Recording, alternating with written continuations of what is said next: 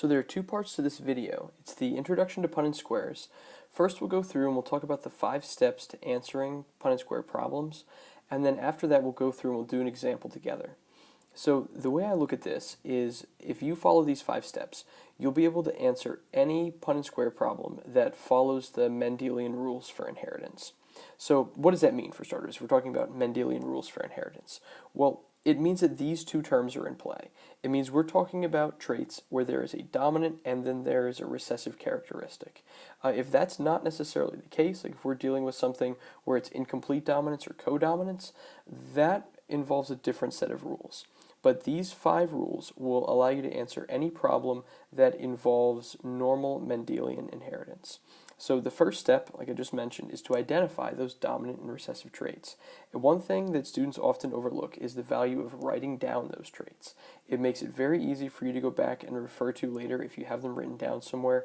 It prevents you from going back and rereading the problem multiple times.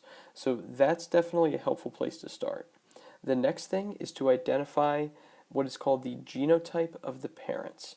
So the genotype is basically the physical characteristics that the parents have, but you have to figure out how those are represented using the various letters for the problem. So there will be different letters assigned to various traits.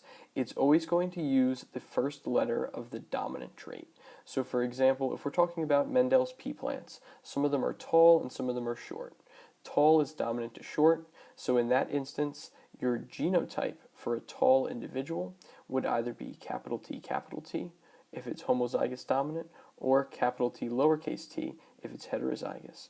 That whole homozygous dominant and heterozygous thing, we'll talk about that more when we get to the example problem.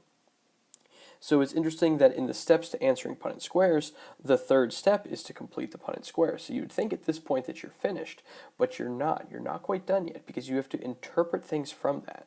So you have to use the information in the Punnett square and then interpret out the possible genotypes that the offspring could have, as well as the possible phenotypes. So we talked about genotypes a minute ago. These are the letters that are used to represent their genes, whereas in phenotypes, that is the physical characteristics of the individual.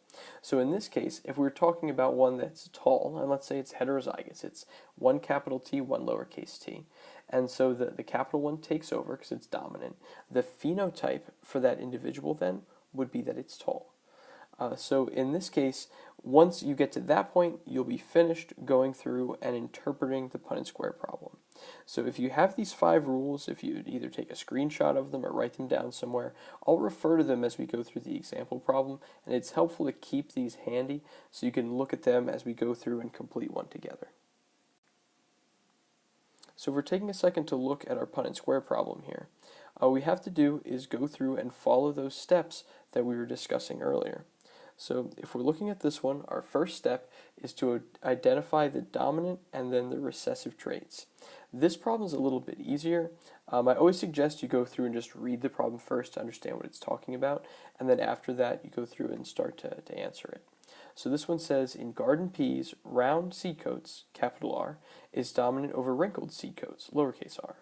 What will the result be of a cross between a homozygous dominant plant and a homozygous recessive plant? So for starters, if we're using this term cross, that means like genetically crossbreeding them. So we're breeding together a homozygous dominant plant and a homozygous recessive plant. But if you remember our rules, the first thing we have to do is identify the dominant and recessive traits. So fortunately in here it tells us that directly in the problem. There will be some more difficult problems later on that you may come across where you don't see that, but in a problem like this, it establishes the dominant and recessive characteristics. There'll be another video on advanced Mendelian Punnett square problems where that's not necessarily information that's given to you. So if you need that, you could always look at that video for more help.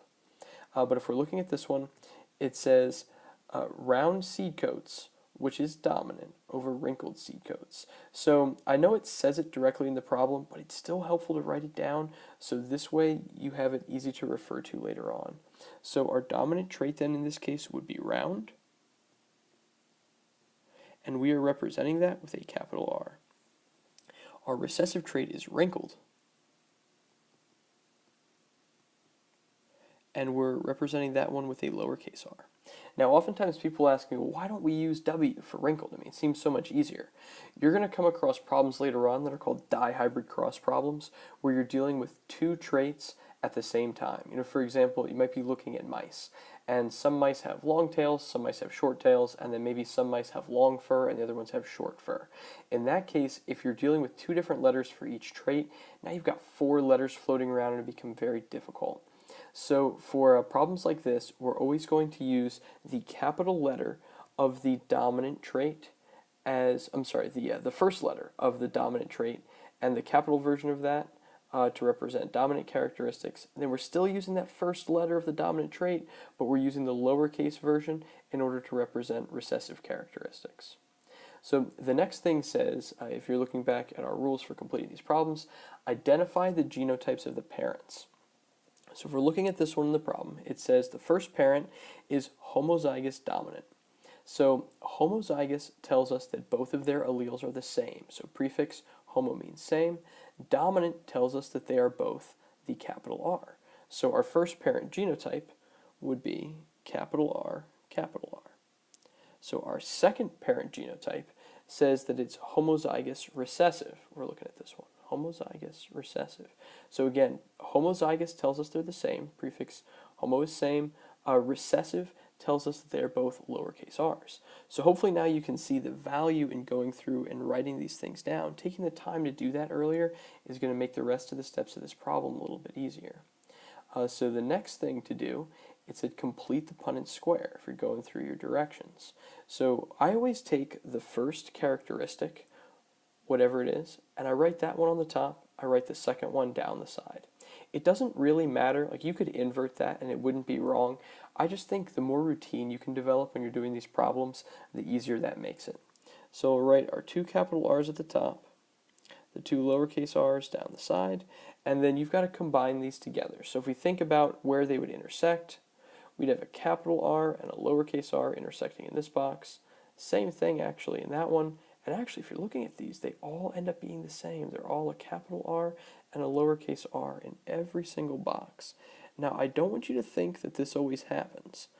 There are times when you're going to get variation in those boxes. It just so happens for this problem that they are all the same. So the next thing is to identify the genotypes of the offspring. Well, this problem is a little bit easier because all of the offspring have the same genotype, right? Our parents had 2 different genotypes.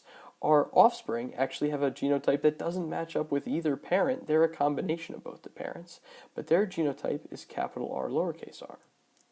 So we'll write that one down.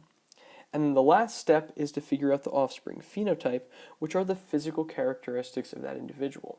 So if we're looking at this one, they have one dominant characteristic and one recessive characteristic. The dominant one takes over, so if we look back at our problem, we know that all of the offspring in this example will be round. They will have round seed coats. So we'll just write round in the box there. So as I said to you before, if you follow these 5 rules, you can go through and you can answer any basic Mendelian problem. Some of them are a little bit difficult, a little bit more difficult rather than these because it won't necessarily tell you what's dominant and what's recessive in the wording of the problem, and also you might not necessarily see like underlining like this. So if you're looking for how to answer some more challenging ones, there'll be a video on advanced Mendelian Punnett squares where you'll see that. We'll see some problems that are a little bit more challenging. This one is definitely simple and straightforward, but the 5 rules that apply to this would apply to any problem that you'd be answering. So I appreciate you taking the time to watch, and I hope you learned something.